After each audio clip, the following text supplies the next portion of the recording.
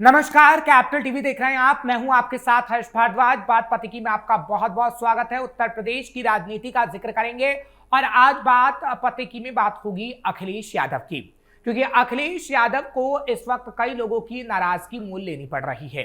एक तरफ जाट समाज उनसे खासा नाराज है, तो दूसरी तरफ मुसलमान आजम खान को लेकर नाराज नजर आ रहा है। तो तीसरी तरफ अखिलेश यादव पहले पी को पंडित बता देते हैं अपने पीडीए के फॉर्मूले में से, और उसके बाद जब सवर्णों का आंदोलन होता है तो अखिलेश यादव की तरफ से ऐसा ट्वीट आता है जिस पर अखिलेश यादव घिर जाते हैं। सवाल है कि अखिलेश यादव की आखिर रणनीति क्या है? क्या एक बार फिर से योगी आदित्यनाथ अखिलेश यादव को पटखनी देने का काम कर देंगे? क्योंकि 5 से 6 महीने का वक्त बचा हुआ है। और इस बीच एक बड़ी खबर भी सामने आ रही है कि अखिलेश यादव एक बड़ी मीटिंग कर रहे हैं और उस मीटिंग में 2027 को लेकर ही बड़ी चर्चा हो रही है। हालांकि इसको लेकर आधिकारिक तौर पर तो कुछ नहीं कहा गया, लेकिन ये कहा जा रहा है कि मीटिंग के बाद एक प्रेस कॉन्फ्रेंस भी की जाएगी। उसमें हमेशा की तरह योगी आदित्यनाथ पर हमला तो होगा ही, लेकिन अपनी रणनीति को भी अखिलेश यादव बताते नजर आ सकते हैं। दो खास मेहमान मेरे साथ जुड़े हैं, स्वागत करते हैं। चर्चा की शुरुआत करेंगे। अरुणेश जी मेरे साथ जुड़ रहे हैं वरिष्ठ पत्रकार के तौर पर। अरुणेश जी, आपका बहुत बहुत स्वागत कर रहा हूं। आप मेरे साथ एक बार फिर से जुड़े हैं। डॉक्टर राम श्रीवास्तव जी मेरे साथ जुड़ रहे हैं राजनीतिक विश्लेषक के तौर पर। राम जी, आपका भी बहुत बहुत स्वागत है। अरुणेश जी, सबसे पहले आपके पास आता हूं, फिर विश्लेषण करूंगा, क्योंकि आज समाजवादी पार्टी एक बड़ी मीटिंग कर रही है। हालांकि इससे पहले ये कहा जा रहा है कि नाराजगी को लेकर मीटिंग है। जयंत चौधरी को जो ट्वीट किया गया, चवन्नी कहकर जो बयान दिया गया, और जयंत चौधरी ने जो ट्वीट किया, माफ करिएगा बाकायदा, और अखिलेश यादव को कहा कि आप खुल्लम खुल्ला बोल सकते हैं। दूसरी तरफ आजम खान को लेकर जो मुसलमानों की नाराजगी है, शिवपाल यादव उसे भी कहीं ना कहीं ठीक करने के लिए पहुंचे। तो तीसरी तरफ हिंदू कहीं ना कहीं अभी ये समझ नहीं पा रहा है कि आखिर अखिलेश यादव किसके साथ हैं। तो क्या मीटिंग में इसको लेकर बातचीत हो रही होगी, या फिर आगे आने वाले समय में कौन से मुद्दे डिसाइड होंगे उसको लेकर बातचीत हो रही होगी? क्योंकि 27 नजदीक है और आप ही बता सकते हैं कि आखिर अखिलेश यादव कौन सी रणनीति अपनाएंगे, क्योंकि अखिलेश यादव का एजेंडा 2027 को लेकर अब तक सामने नहीं आ पाया है। देखिए, ऐसा है कि फिलहाल अखिलेश यादव जो ये मीटिंग करने जा रहे हैं, उस मीटिंग का जो केंद्र बिंदु है वो है कि 2027 के चुनाव में समाजवादी पार्टी कौन सी ऐसी रणनीति बनाए, कौन सी ऐसी वायदे करे जनता के साथ में, किस तरीके से सियासी समीकरण को साधा जाए, किस तरीके से यादवों के साथ साथ में मुसलमानों, जो एमवाई समीकरण है, और ब्राह्मण यानी जो पंडित वर्ग है, जो सवर्ण वर्ग है, उनके लोगों को लुभाया जाए ताकि वो उनको समाजवादी पार्टी को उठा ले। तो मुख्य रणनीति तो यही है कि अगले साल होने वाले चुनाव में समाजवादी पार्टी अपनी जीत की रणनीति बनाए। रणनीति बनाने में कोई बुराई भी नहीं है। बाकी इस मीटिंग में क्या क्या हुआ उसके बारे में तो जब प्रेस कॉन्फ्रेंस करेंगे अखिलेश यादव तो बताएंगे ही। और जाहिर सी बात है कि वो केंद्र जो यूपी की योगी सरकार है उसके खिलाफ वो हल्ला भी बोलेंगे। लेकिन अखिलेश यादव के सामने मेरे दृष्टिकोण में इस समय क्या क्या संभावनाएं हैं और क्या क्या चुनौतियां हैं, दोनों पर ही उनको विचार करना चाहिए। तो दोनों ही, अगर मेरी व्यक्तिगत राय में पूछा जाए तो मेरी नज़र में तो 50-50% का मामला है। मतलब संभावना 50% है तो इनके सामने चुनौतियां भी 50% है। उसकी वजह ये है क्योंकि अभी जिस तरीके से अखिलेश यादव खुलकर कुछ नहीं कह पा रहे हैं कि उनका क्या स्टैंड है। जितना भी आरोप लगे, जो ये यूनिवर्सिटी उन्होंने आजम खान ने बनवाई, उसके बाद फिर जो है योगी सरकार ने उसके एक पोर्शन को गिराने का भी आदेश दिया। कुछ ही समय बाद फिर उनके ही चाचा चाचा ये बोल देते हैं कि अगर आप समाजवादी पार्टी की सरकार आई तो हम जो है उनको यूपी सरकार का गृह मंत्रालय जैसा बड़ा पद दे देंगे। तो मतलब कुछ जो है ऊहापोह की स्थिति में अखिलेश यादव नजर आते हैं। एक तो चैलेंज आजम खान वाला जो बिंदु है उसके आधार पर है। दूसरा मुख्य बिंदु ये है कि जो इंडी गठबंधन है, क्या वो कांग्रेस के साथ मिलकर चुनाव लड़ेंगे बीजेपी को हराने के लिए, या फिर इंडी गठबंधन के साथ कैसे उनके मधुर संबंध रहेंगे, किस तरीके से सीटों का समीकरण होगा। तो ये दूसरा एक प्रमुख बिंदु है जिस पर जो है मीटिंग के दौरान चर्चा हो सकती है, भले ही वो प्रेस कॉन्फ्रेंस में इसके बारे में कुछ ना हो। ठीक है। तीसरा मुख्य बिंदु ये है कि जो योगी सरकार है, अभी देखा होगा कि अभी जो भी 6-7 महीने बचे हैं चुनाव के, तो इन चुनावों में योगी सरकार पूरी तरह से कोशिश कर रही है कि चंदा चोरी से जो नाराज लोग हैं उनको मनाया जा सके, और जो यूपी का युवा है, युवा वर्ग खास तौर पर, और महिलाओं को भी, क्योंकि अभी आपने देखा 60 वर्ष की जो अधिक उम्र की महिलाएं हैं, अगर वो अपना आई कार्ड दिखाती हैं, आधार कार्ड दिखाती है, तो उनको यूपी की रोडवेज बसों में फ्री में यात्रा करने की सुविधा दी जा रही है। ये सुविधा पहले भी दी जा सकती थी, लेकिन अब चूंकि चुनाव पास में आ रहे हैं तो देने का ऐलान किया गया है। साथ ही में ये जो 6-7 महीने बचे हैं, इनके दौरान कई लाख, शायद 1 या 2 लाख से ज्यादा युवाओं को नौकरी भी दी जा रही है। यानी उनके लिए बाकायदा विज्ञापन निकाले जाएंगे, और जो एक टाइमलाइन बनेगी कि कब टेस्ट होगा, कब रिजल्ट आएगा, और कब मेरिट लिस्ट बनेगी, कब ज्वाइनिंग कराई जाएगी। तो ये जो बहुत ही, जिसको कहते हैं ना कि सुपर फास्ट स्टाइल में योगी सरकार नजर आ रही है, ताकि युवाओं और महिलाओं को लुभाया जा सके और जीत का रास्ता एक बार फिर वो अपने लिए सुनिश्चित करना चाहे। ठीक है राम जी, अब अगर मैं अखिलेश यादव की इस मीटिंग की बात करूं, क्योंकि जो अरुणेश जी ने बताया है, क्योंकि अहम अहम बिंदु रहेंगे, लेकिन आपको लगता है कि अखिलेश यादव का भरोसा थोड़ा सा अपने परंपरागत वोट को लेकर भी कम हुआ है? क्योंकि यादवों की अगर हम बात करें तो ये खबर सामने आ रही है कि पहले जो अखिलेश यादव तमाम उम्मीदवार ज्यादातर यादवों और मुसलमानों को रखते थे, अब ऐसा नहीं होगा 2027 में। आपको लगता है कि क्या परंपरागत वोटरों को लेकर भी शंका अखिलेश यादव के मन में है और इसलिए ये बात सामने आई? देखिए, हकीकत में इस समय अखिलेश यादव जिस मुसीबत में है वो है, उन्होंने जो जिला अध्यक्ष अपने पार्टी के जिनको बनाया था वो या तो मुस्लिम थे या यादव थे, लेकिन यादवों के बीच में भी 2 फट हो चुके हैं, और लोग जो है चाहते हैं कि अब किसी दूसरे व्यक्ति को रिप्लेस किया जाए। तो करीब करीब 28 ऐसे विवादास्पद स्थान हैं जहां पर वर्तमान जो उनके यादव परिवार के, यादव समाज के जो जिलाध्यक्ष बने हुए हैं, उनके विरुद्ध लोग मेमोरेंडम देकर उनके पास आते हैं। वो सबसे बड़ी मुसीबत अखिलेश की यही है कि कौन अब कितना जो है चंदा इकट्ठा करा के ला सकता है, क्योंकि चुनाव के लिए आवश्यक होता है धन जुटाना, और धन भी कहाँ से आता है? बॉन्ड से आता है, लोगों के दान दक्षिणा से आता है। ज्यादातर ब्लैक मनी आया करता था, लेकिन जब से ईडी जो है एक्टिव हो गई है, ब्लैक मनी का प्रभाव बहुत मुश्किल हो गया है। और अब जो उद्योगपति जो सीधा चंदा दिया करते थे वो चंदा नहीं आया है, आ भी नहीं रहा है। क्यों नहीं आ रहा है? उसके बहुत से कारण हैं, लेकिन सबसे बड़ा कारण ये है कि राम मनोहर लोहिया के सिद्धांत पर जो समाजवादी आज पार्टी चल रही थी, उसको बीच में हाईजैक किया था किन्ने? आतंकवादी संगठनों पर प्रश्रय देने वाले लोगों ने, और यही एक उनकी सबसे बड़ी मुसीबत है। उन पर एक कलंक का टीका लगा हुआ है कि ये तो सिर्फ और सिर्फ हफ्ता वसूल करने वाले गुंडे, अवैध निर्माण करने वाले लोगों के संरक्षण की पार्टी है। ये जो प्रचार चल रहा है अखिलेश के विरुद्ध, ये उनको अगले चुनाव में बहुत महंगा पड़ेगा। यही एक कारण है, इसकी खबर जो है अखिलेश को है, तो वो अब नए गठबंधन को इस तरह से पसारना चाहता है जो कि आमदनी भी कर सके, चुनाव फंड इकट्ठा भी कर सके, और इस बात की गारंटी भी दे सके कि वहां से अधिक वोट उनको मिलेंगे। लेकिन उनके लिए पलीता लगाने के लिए जो मायावती ने गुपचुप अपना प्रचार प्रसार चालू कर दिया है, वो बहुत महत्वपूर्ण है। और हालांकि ये बात अपनी जगह सही है कि ओवैसी साहब बहुत हाथ पैर पटक रहे हैं, लेकिन ओवैसी चूंकि इतनी दूर से आए हैं, उनका अप्रोच सीधा का सीधा, लोग ये कहते हैं तो बीजेपी के लिए काम कर रहे हैं। यही एक कारण है कि ओवैसी का प्रभाव उतना अधिक नहीं है। स्वयं अखिलेश भी ओवैसी की आलोचना गुपचुप तरीके से कर रहे हैं।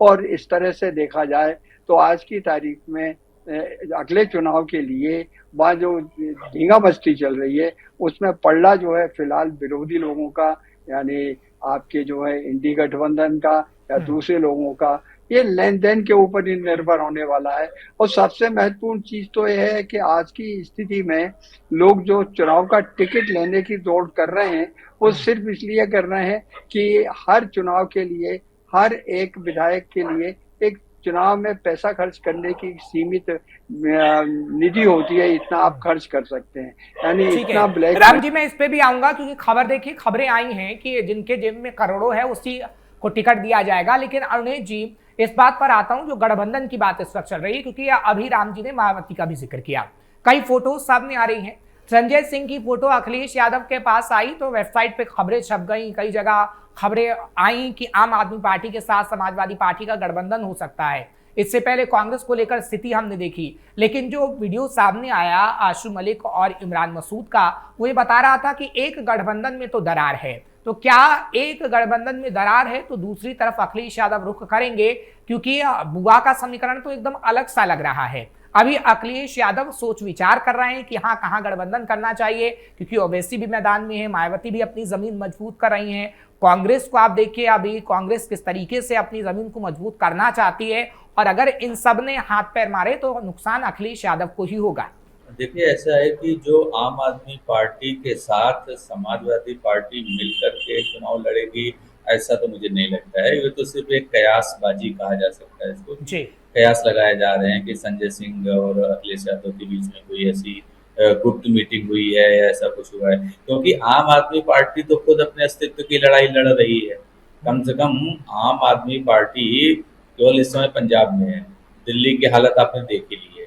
और इसके अलावा एक बहुत बड़ी अभी 1-2 महीने पहले ही दिल्ली में इंडी गठबंधन की एक मीटिंग बुलाई गई, उसमें सारे बड़े नेता आए हुए थे इंडी गठबंधन के, चाहे वो ममता बनर्जी की पार्टी से हो या फिर जो है अखिलेश यादव हो। लेकिन आम आदमी पार्टी की तरफ से कोई भी नहीं गया था, क्योंकि कांग्रेस के साथ उनके जो सियासी समीकरण है वो वहाँ पर पंजाब में सही से नहीं बैठ पा रहे हैं।